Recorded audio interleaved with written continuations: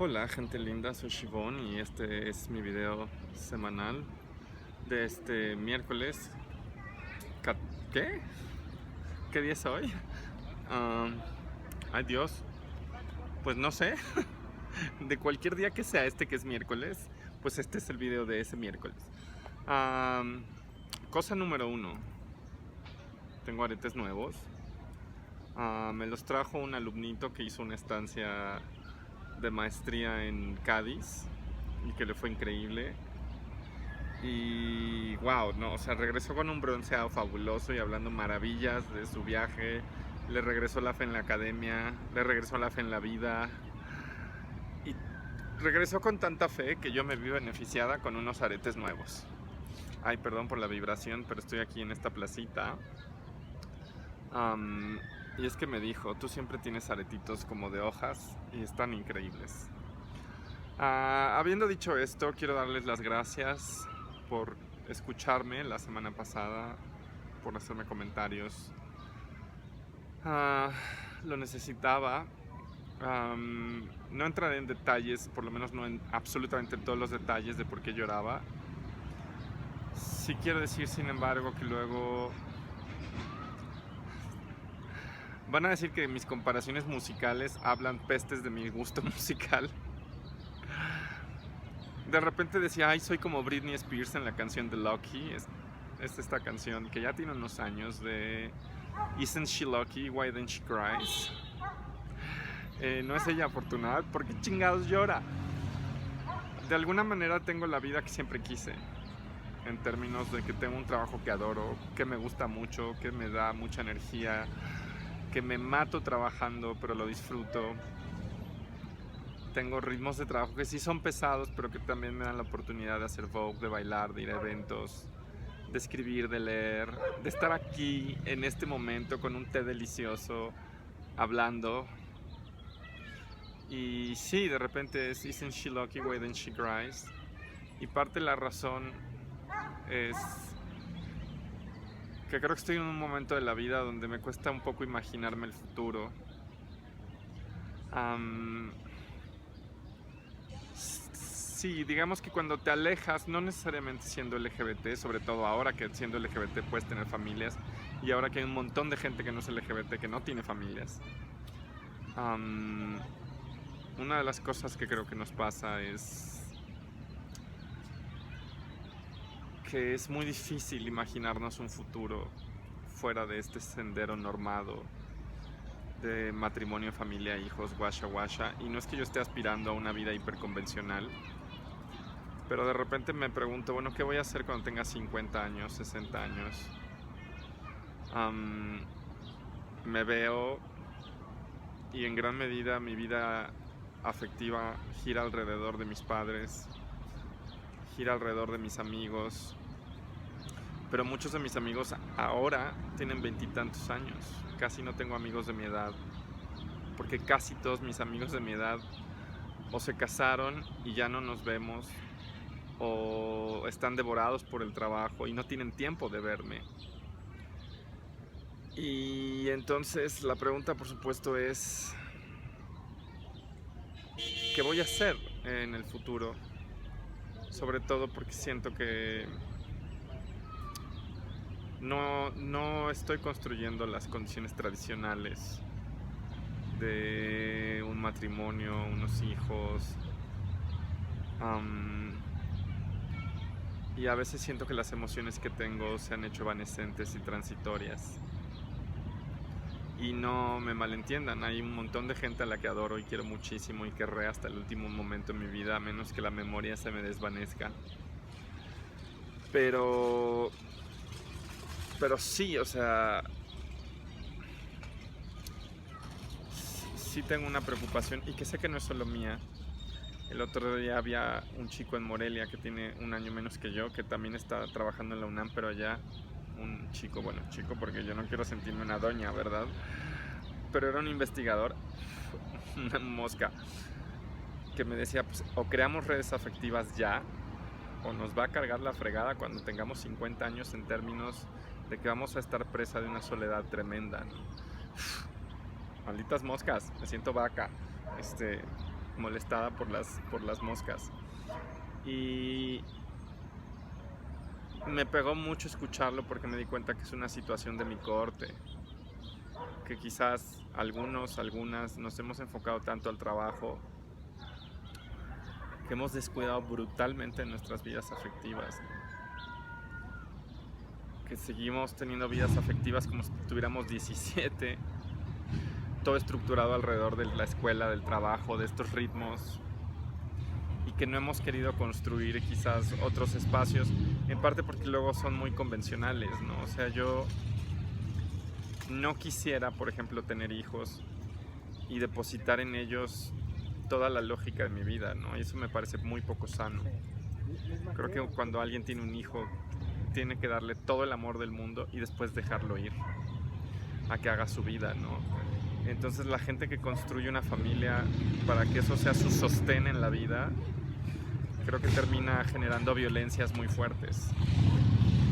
Y yo no quiero hacerle eso a nadie. Entonces la pregunta es qué tipo de afectividad construir, qué tipo de afectos construir y compartir. Y creo que de alguna manera luego lo que me pasa es que me dejo arrastrar por tormentas que son todavía tormentas futuras, pero que empiezo a ver en el horizonte, y donde empiezo a tratar de pedirle a mis amigos, a mis amigas, a mis amigues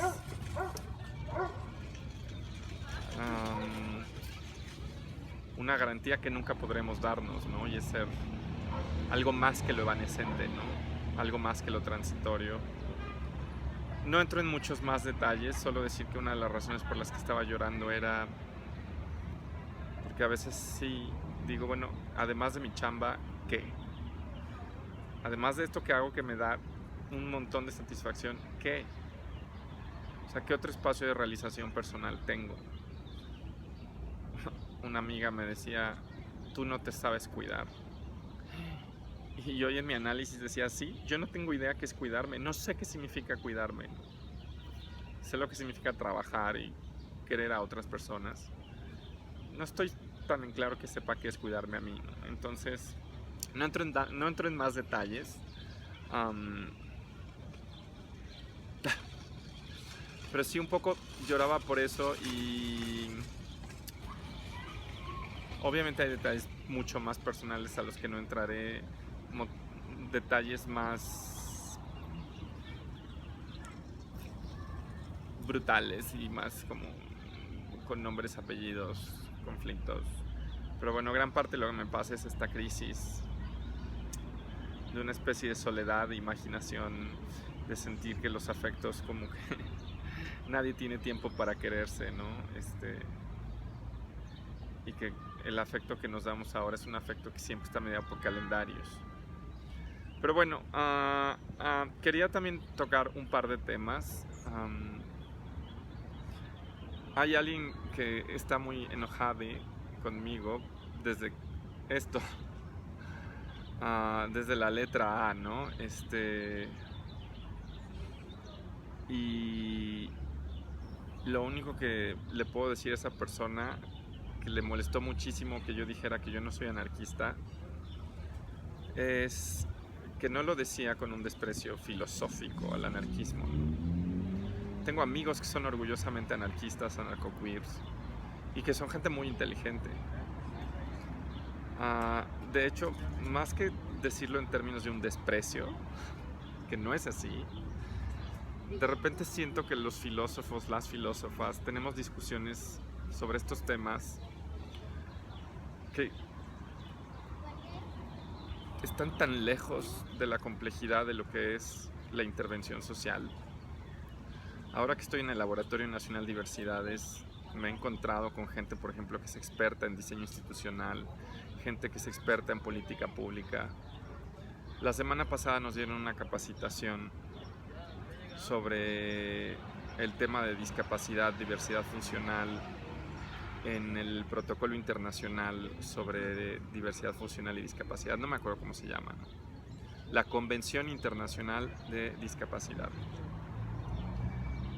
Y cuando nos empezaron a explicar todos los retos que representa en un país como México, donde hay una división de tareas acerca de, por ejemplo, por un lado CONAPRED, con Comisión Nacional de Derechos Humanos, COPRED, Comisión de Derechos Humanos del Distrito Federal, de vigilar que se cumplan los derechos humanos, pero por el otro lado tienes a un consejo que se encarga de transversalizar esa política, y por el otro lado alguien que se supone que se encarga de vigilar que la política transversalizada se ejecute. Cuando nos contó todo el entramado de diseño institucional para echar a andar esa política,